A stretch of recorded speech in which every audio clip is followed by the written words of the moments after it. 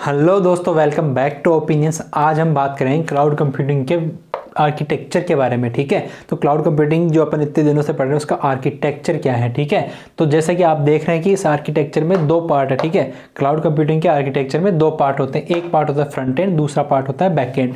ठीक है, तो क्लाइंट रिलेटेड इंफ्रास्ट्रक्चर क्या आता है, वो होता है फ्रंट एंड, मतलब कि जो क्लाइंट से रिलेटेड चीज़ों को डील करे, जैसे कि उसका जो ग्राफिक यूजर इंटरफेस है किस तरीके का होगा। जैसे कि आप गूगल फोटोज देखते हैं तो उसके अंदर ऐड फोटोज का ऑप्शन आता है, उसके अंदर स्क्रॉल बार आता है। ठीक है, उसके अंदर रिसेंट फोटोज जो आती है, मतलब कि जो GUI है ना, उसको अपन क्या बोलते हैं, क्लाइंट रिलेटेड इंफ्रास्ट्रक्चर बोलते हैं। ठीक है, जो कि फ्रंट एंड में आता है। इसका मतलब क्या हुआ, it contains the interfaces and the application required to reach the cloud. ठीक है, इसका मतलब ये हुआ कि जो एप्लीकेशन जो क्लाउड तक पहुंचने के लिए अपने को जो चाहिए ना, उस चीज़ को अपन क्या बोलते हैं, क्लाइंट रिलेटेड इंफ्रास्ट्रक्चर बोलते हैं। ठीक है, अभी दूसरा क्या होता है, बैकएंड होता है। ठीक है, बैकएंड क्या करता है, बैकएंड उन सभी रिसोर्सेज को मैनेज करता है जो कि क्लाउड के अंदर क्लाउड सर्विस प्रोवाइडर अपने को प्रोवाइड करा रहा है। ठीक है, उन सभी रिसोर्सेज को वो बैकएंड में मैनेज करता है। ठीक है, तो अभी बैकएंड के अंदर जो मैनेज करता है रिसोर्सेज, उनके भी कुछ पार्ट्स होंगे। ठीक है, तो उनके कंपोनेंट्स क्या है, सबसे पहला कंपोनेंट जो है बैकएंड का एक, वो क्या है, सर्विसेज। ठीक है, मतलब कि जो क्लाउड अपने को various kind of services provide करता है। ठीक है, उन सर्विसेज को अपन क्या बैकएंड में रखते हैं। ठीक है, जैसे कि अपना आस हो गया, पास हो गया, सास हो गया। अगर आपने इनके बारे में नहीं पढ़ा है तो आप मेरी जो पुराना वीडियो है उनको देखें, आपको आस पास सास इंफ्रास्ट्रक्चर और आस पास सास सब पता चल जाएगा क्या होता है। ठीक है, अभी एप्लीकेशंस, ठीक है, सर्विसेज के बाद में होती है एप्लीकेशंस। अभी एप्लीकेशंस क्या होगी, एप्लीकेशन इज समथिंग दैट, जो अपन जिस चीज़ के लिए क्लाउड को यूज़ कर रहे हैं। ठीक है, एप्लीकेशन मतलब कि यूजेज ऑफ क्लाउड। ठीक है, तो ये जो अपन जिस चीज़ के लिए उस क्लाउड को यूज़ कर रहे हैं ना, वो एप्लीकेशंस जो है ना, एक क्लाउड में एक एप्लीकेशन तो होगी नहीं, मतलब कि काफ़ी एप्लीकेशंस होंगी अलग अलग यूजर्स के हिसाब से। ठीक है, तो वो जो एप्लीकेशन जिस हिसाब की एप्लीकेशन यूजर को चाहिए, वो अपन एप्लीकेशन उठा के उस यूजर को दे देते हैं। ठीक है, बैकएंड से। तो एप्लीकेशंस क्या होंगी, वो भी बैकएंड के अंदर स्टोर होगी, मतलब कि the thing that we want to access from the cloud is called as application. ठीक है, कि अपने को ये चीज़ उससे क्लाउड से एक्सेस करनी है, ये चीज़ एप्लीकेशन अपने को लेनी है। ठीक है, अभी सबसे इसका कोर में क्या आएगा, स्टोरेज।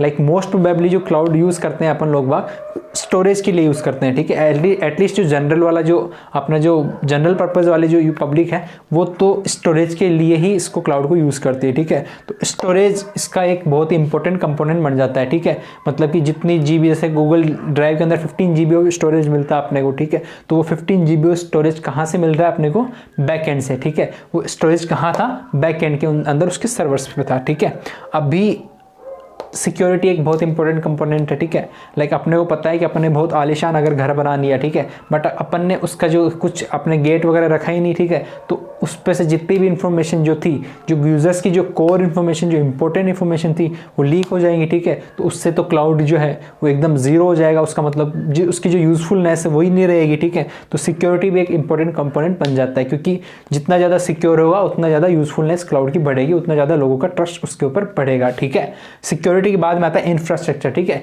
इंफ्रास्ट्रक्चर क्या होगा, इंफ्रास्ट्रक्चर वही होगा कि जैसे कि अपन को किसी स्टोरेज के लिए अपने कुछ सर्वर्स चाहिए। ठीक है, कुछ वर्चुअल मशीन्स चाहिए। ठीक है, कुछ नेटवर्क डिवाइसेस चाहिए, कुछ हार्डवेयर या सॉफ्टवेयर कंपोनेंट्स चाहिए। ठीक है, तो वो जो डिवाइसेस जो है ना, ये हार्डवेयर डिवाइसेस जो जितने भी हैं, वो अपने को कहाँ पे मिलेंगे, वो अपने को इंफ्रास्ट्रक्चर के अंदर मिलेंगे। ठीक है, अपने को जैसे को पता है कि अपने को स्टोर करवाना, ठीक है, अपने को कुछ स्टोरेज की उसकी कैपेसिटी को बिल्डअप करने के लिए है ना, उसकी प्रोसेसिंग के लिए सर्वर्स चाहिए। ठीक है, तो सर्वर्स जो मैनुअली जो प्लेस होंगे ना, वो इंफ्रास्ट्रक्चर वाले कंपोनेंट में प्लेस होंगे। ठीक है, अभी इतनी चीज़ें तो अपन ने कर ली। ठीक है, अभी इन सब का, ये जो इतनी सारी चीज़ें अपन ने बैकएंड में की, service, application, storage, security, infrastructure. ठीक है, इन इतनी सारी चीज़ों को अगर अपन मैनेज ना करें, तो मैनेज नहीं करेंगे तो सब घोच पोच हो जाएगी। ठीक है, तो इन सबको मैनेज करने के लिए क्या होता है, मैनेजमेंट भी एक कंपोनेंट होता है कि इन सभी सर्विसेज को वो इक्वली मैनेज करे। ठीक है, और इक्वली रन करे। ठीक है, अभी इनके अलावा एक इसके अंदर ये साइड में कुछ दे रखा है, ये क्या है, क्लाउड रन टाइम।